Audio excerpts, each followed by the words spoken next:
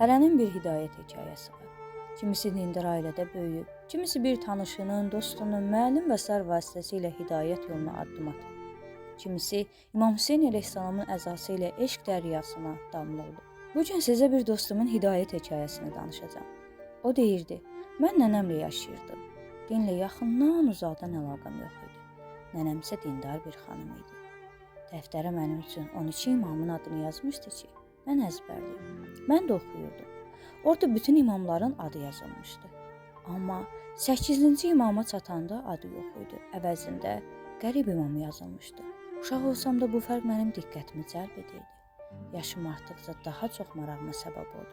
Və araşdırmağa başladım ki, qərib imam kimdir, niyə adı yoxdur, niyə ona qərib deyirlər? Və nəhayət illər sonra mən qərib imamı tapdım. İmam Rıza.